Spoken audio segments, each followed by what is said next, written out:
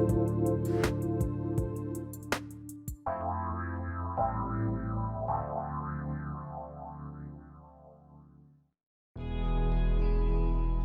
you always known that you're on a soul path? And have you wondered how to gain real insight into the steps along your own unique journey? Welcome everyone, I'm Sarah Main, and thank you for joining me on Damayanti, the show for your soul. I'm so glad to have you along. Damayanti means peace and calm. Damayanti sheds a light for your soul through the wisdom that shines in the universal language of Sanskrit. Damayanti is the show that speaks to your soul, connects with your soul, and enriches your soul. Join me now on Damayanti, the show for your soul, and be inspired and uplifted by the beautiful light of this profound, timeless wisdom. Welcome everyone, welcome soul family, and welcome to Damayanti, the show for your soul with me, Sarah Main. I'm your host.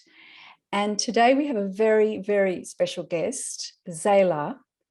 And Zalah has much to say about his earth plane life. He's a father and a grandfather, and he's been a businessman and an entrepreneur, and he's also an author of several books. And more recently, well, for quite a while, but more recently, he's now a teacher. And he's teaching in Calgary. And I'm going to let Zalah talk more about himself and tell us about his background and how he's come to be where he is now and doing what he is doing. And then we've got an interesting starting point for our conversation, all around the word discipline. Discipline is sometimes not a hooray word these days. Certainly my teaching background will say that. But discipline is very important, and both Zalah and I have an understanding of discipline from our own spiritual soul work. And Zalah would like to share what he understands and what he can teach of discipline and how that links with love and courage. But firstly, I'd like to welcome Zalah. Welcome, Zalah. It's lovely to have you along. Thank you. Thank you. And tell us about yourself. Well, first off, before we get into that, I want to say I'm thankful, Sarah, for you being so graceful and inviting me to your show. I'm honored. I am honored. Thank You're you. a real contribution to humanity. And I'm recently new to the electronic and social media field. So this is a real treat for me.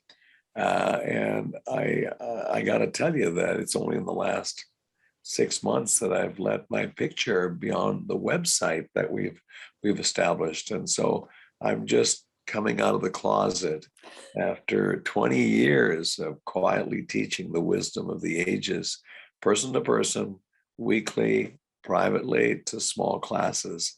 And so I just want to say that if I'm nervous, I'm sorry, but I'd like to think that I'm up for this. You know, we're all walking each other home here. Yeah. You know, on this half of the sky, and I think that that's important, especially at this time, as to what's going on the planet. But a little bit about my background, and that is, I spent my career in the investment field. I was a shareholder of the largest investment firm in Canada, and I decided that I was no longer going to sell my soul for the corporate goal. So I jumped out of life. Actually, I jumped out of the industry, and I decided that I needed to go within, because I learned through discipline that if you don't go within, you will go without. You will really go without your connection. You will really go without your dreams. And if you do get your dreams, they're temporary, especially if you are not connected. I mean, we have a planet that is disconnected, terribly disconnected. And we came in connected as children. We came in connected to love. And somehow, because of the priority on ambition that we're taught by our parents and we're taught by all of our surroundings, our peers. You got to have ambition, you know. You got to be somebody. You got to be somebody at school, be somebody on the athletic teams. And what happens is that you finally go get your be somebody degree, and you get in up to your eyebrows in the illusion. And for a lot of people, they're on this treadmill and they go, wow, there must be a better way. That's what happened to me.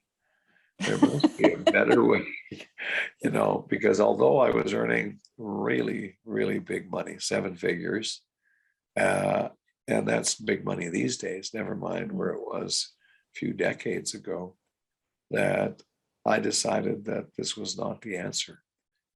I was just not going to do this for the rest of my life, because I read someplace the most depressing statement that one could ever make is at their transition stage, their death stage.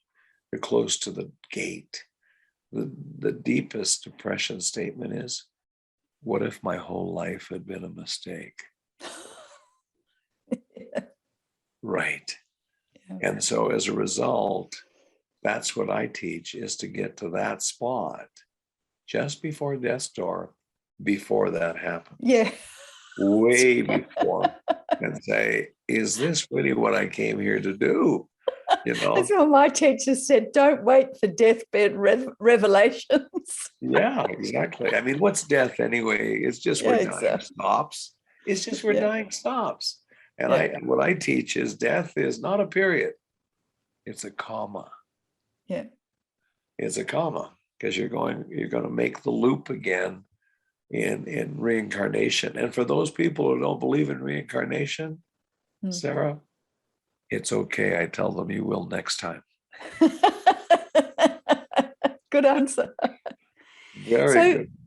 In relation, I'm on a bit of a theme at the moment about discipline and strength. I think there are areas of it that are misunderstood, because people take it as an external thing rather than understanding from within, and understanding strength as not some rigid thing like, let's say, concrete or something, that it is a yielding thing, and great strength needs to be able to yield. You know, big buildings have movement built into them so that they can move with the conditions.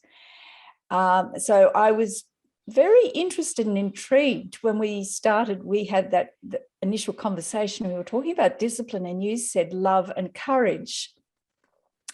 And in teaching, we worked on the model of love and discipline. You need, like the hands of a potter, the hand of love on the inside of the pot and the hand of discipline on the outside of the pot, guiding the development of the child. So the love from within to support the growth and expansion, but the discipline on the outside, regulating the shape so that it's pleasing, you know, so that, say, for example, a child is socialized properly. And that these hands are, you know, if you take the potter's analogy, the pressure, as it were, is changing from the inside to the outside. And it's a moment by moment thing. Beautiful. So that was the very important analogy that we used as a teaching guide throughout 30 years of teaching and running the school. But I'd be interested, you spoke about love and courage as linking discipline, and that your disciplines will set you free. And I'd love you to sort of talk about that and open that whole area up. You know, let me say this, that I speak from my point of ignorance whenever I teach people. I do. And I say that the whole world is working okay until somebody loses an eye. I remember my mom said, don't play with those sticks, you'll lose an eye. And I say in spiritual world, you're going to lose an eye, being a straight line with a capital on it in 60 font. And people, life is okay till you lose an eye. And once you lose your eye, then you're going to have to realize it's the discipline that does set you free. It's the discipline of silence. Mm. Silence. I mean, it's the discipline of seeking peace. And I believe that seeking peace comes from within. Mm. It comes from within. And I mean, there was a reason why they called Jesus the Prince of Peace. Because if you have peace and you realize that that is the transference point, what's the transference point?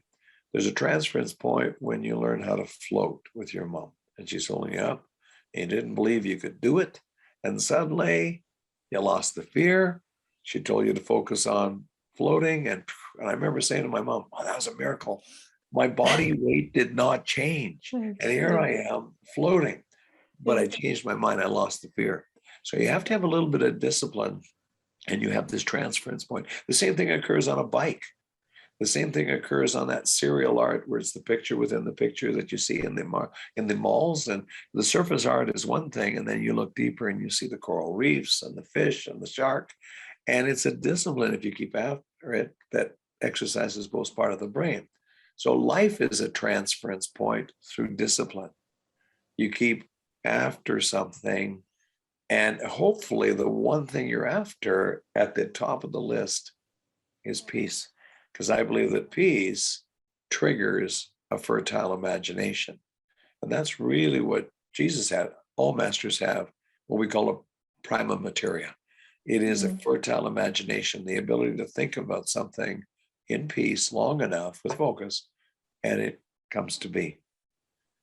And we as humans don't realize that we've lost that connection because we've lost our eye connection right up the center. And if you get this, then if it appeals to you, then I'm a specialist at training people to go to this center spot, the eye. The eye. It's not just EYE, it's capital I. And it's immediate that people on the planet learn to do this right now because of the disarray that the planet's going through. Because wherever we're at right now, Sarah, wherever you're at, anybody's at, it's being magnified. Yeah. It's being, if you're into fear, guilt, shame, Sarah, it's being magnified. Magnified. If you're into worry, it's magnified. I believe that worry is a prayer for what you don't want. And so I know we've got about 30 seconds here before we take our first break. And I'm aware of that. But let me just say this, that it's your discipline that sets you free. Yeah. And the only safe place to be as this wave comes through that's intensely intense is peace and love, because it's magnified. Yeah. You don't have that. You don't have your connect. The world is crazy. And we see evidence of a lot of this right now. So that's my starting bow shot on discipline. I didn't cover love and courage quite yet. After the break. That's terrific. You've said so much there that we could just speak on for ages. There's a lot, but some very, very key points. But we'll take a break, and then after we come back, we can talk further about all those wonderful things you've mentioned. So after the break, we'll see you soon.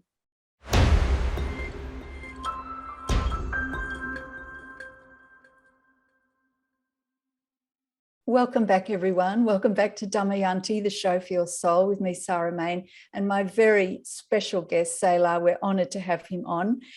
And before the break, Zalah was talking, well, he's talked about so many important things, but this coming back to your eye, the centre, and the power that's in stillness. And certainly that was probably, if I thought of one thing from my spiritual teachers, it was the power of falling still, coming back to yourself. And to have that from a young age, I feel I was given a gift of immeasurable value to have that. And starting young, it was like I didn't get disconnected. So I've always had that, no matter what's going on, and life just carries on as it does. But there's always that point, that center within oneself. So Zalah, where would you like to start? I don't want to say let's pick up where we left off, because that was then, and now here we are talking. But we were speaking about this all-important discipline, and it is an area that people don't like to talk about. But anyone that has achieved, even say an elite athlete, will know all about discipline, or a ballet dancer. Anyone, if you, set your mind to something, it takes discipline. And that needn't be a hard, tough thing, although, athletes will say that's what's required in their field. But certainly inner discipline does require the same strength and focus. And in the conditions and the energies that are around in the world today and in life today, you do need some inner strength. You just do. It is how you're going to weather and travel this particular journey with the energies at the time. So do you want to keep talking about this area of discipline and love and courage? Please. Well, it's your discipline that sets you free. Christ had 12 disciples. I wonder if there was 12 disciplines. Yes. Disciplines. I teach these 12 disciplines. And so to be able to understand the highest form of discipline is to be able to have one thought for a sustained period of time. One thought. And then ultimately to think of nothing without falling asleep. Without falling asleep. And so we should be able to own our minds, not have our minds own us. But this comes with, first, the discipline of seeking that objective. And one of the ways you can do that is having the courage to face the unruliness of this dynamic here I call the act in the brain. It's unruly. It's filled with monkey mind.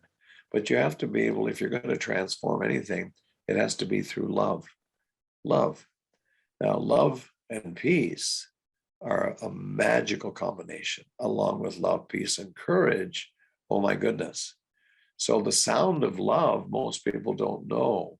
It is the sound of this center seal, as I call it.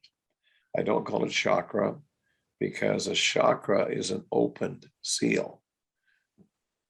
So we have 7 seals. The Bible refers to the mighty 7th seal, not the 7th chakra.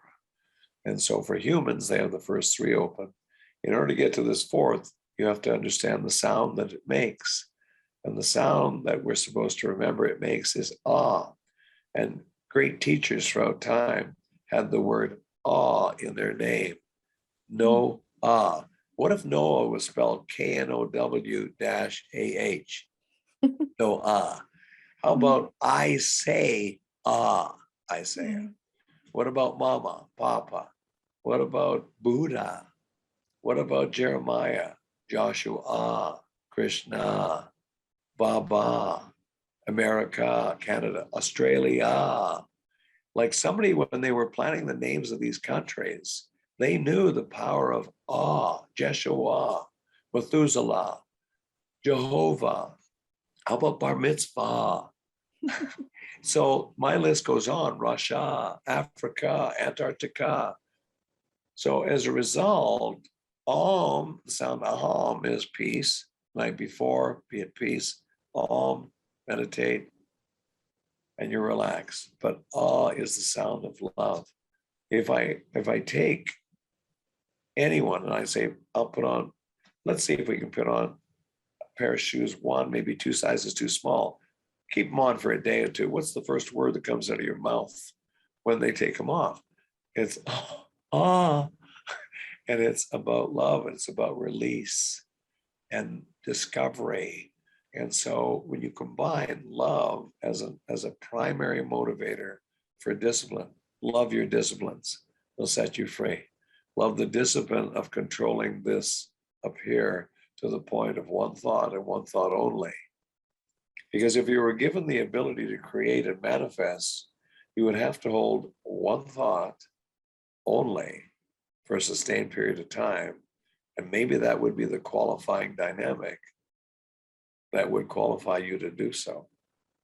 Very interesting pursuit, because you realize how unruly this spoiled child is up here, especially if you've been keeping company and it's been unchecked for a few decades. It is very unruly. And so it's your stillness, it's your silence, it's your peace, it's your courage to face what you must to get beyond, to attain peace. Very important point. In order to do that, whatever comes up, you just have to understand that your transformation is in your acceptance. No matter what comes up, your transformation is in your acceptance. You have to learn to just let it be for a while. There's a very famous song by the Beatles, Let It Be. There'll be an answer if you just let it be. But we always want to not let it be. As a human, you want to change it if it doesn't sit right with you. Anyways, I've gone on maybe too long here on this. Any comment? But I think that the point you make that when you do, and especially initially, when you do fall still, it's not uncommon that, for the want of a better description, suppressed material will then rise up because you're actually not distracted.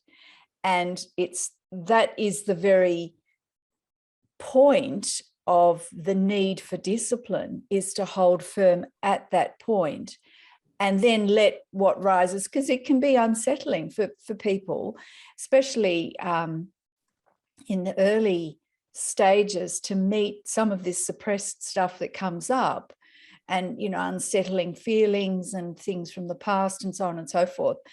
They will pass, and they will go. They want to go. That's why they're coming up, to pass, to come and pass. But that strength of just staying firm and steady at that point, and knowing that this isn't you, it will come and go, is such, and it does take courage, and it certainly takes love, but there's an element that's very important of the courage to just stay still and let it pass. If you can, here's the trick. You have to understand that it will build your capacity. Yeah. So it'll build your capacity to do it better every time. But it takes courage, and it takes the love of what you're doing in understanding the psychology of what you're doing, because we're all here to increase our capacity to help each other, to walk each other home. And so as a result, if you understand the psychology of it, you love the discipline, and you have the courage then to face what you must and not react. Do not react. Respond when the emotion has come off of the situation. Yeah. When the emotion has come off of the situation, respond.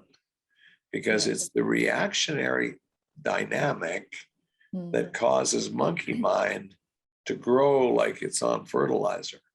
It just grows. I mean, it goes exponential. And it's very difficult then to rein it back in. It requires discipline. But basically, if you decide you're going to own your reality, you've got to own your mind. You've got to own this monkey mind. You do. And that's easier said than done. Yes. That takes courage. That definitely takes courage, and stepping up to the responsibility. Definitely. All the greats, they did not react. They asked Krishnamurti, they said to him, Krishnamurti, how did you become a master? I use this a lot. You know what he said? I never minded what happened to me. Whoa. Yeah. Would you agree? Yeah. That's just such a brilliant statement of enlightenment. Yeah. I never minded what happened to me. Yeah. Do you know how deep a soul it would take to gather that, no matter what happened, just went, put on the Mona Lisa smile and went, whoa, that's a true test, I believe, of an enlightened being. Absolutely. Being able to do that and do it very calmly.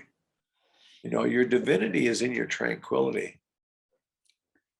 The divinity is in your tranquility. That's beautiful. It is. So before we finish, what would you like to leave our listeners with today, or our viewers today, with one simple thing that they can take away and practice throughout the day? What would be one simple takeaway? Humanity, you've got it all wrong. You didn't come here to master unconditional love. Love masters you in life if you can go the distance and hold it sacred. If you can go the distance and hold it sacred in discipline, where you do not react. Love will give you its energy. It will give you its fruit, but you must align yourself with it. Because the fact is that you must have thought first. True masters know this. Thought with passion, not emotion, passion, and they must become aligned within the body. If you align thought, focused thought, with passion, which is of the heart, it will give you a feeling. That feeling is what you can take to spirit or the void. And then that really qualifies you to talk to the void, because you're doing so in a language of love. But first you must have focused thought, then you must have this passion, which is going to give you the feeling. And it's the feeling when you focus on the void and you say, we wish to create this, that it can occur. Thank you. Zalah, it's been absolutely wonderful to have you, an honor and marvelous to hear you speak. And there's so many things that you and I could take further. And I'd love to have you back again so that we can pursue things a bit further. Where can people find out more about you and your work? My name is Zalah, Z-A-L-A-H. That's Z-A-L-A-H. And you can find me at thecft.com. thecft.com. Okay. Yeah. Okay, lovely. Thecft.com. Yeah, so it stands for the Center for Transformation, but we just shortened it. Yeah, of course. It's easier. Yeah. And different parts of the world spell center differently. So keep it simple. Wonderful. Thecft.com. That's wonderful. Well, thank you very much. And it's just been wonderful to explore in more detail and open up these vital areas for ourselves, for connection to our soul and to ourselves, as we move through these periods of interesting energy fields at the moment. I don't want to label them any further than that, because there's enough of that going on. So thank you very much. Thank you everyone for joining us on Damayanti, the show for your soul. And thank you, Zalah, once more. We'll see you Love again. resists nothing but conquers all. Thank you. Thank you. Thank you, Sarah. Thank you for spending time with me on Damayanti, the show for your soul. To find out more about Damayanti, or to get my book, Conscious Confidence, Use the Wisdom of Sanskrit to Find Clarity and Success, or to purchase my range of beautiful spiritual jewelry, go to my website, damayanti.store. That's DAMAYANTI.store. Damayanti.store. See you next time.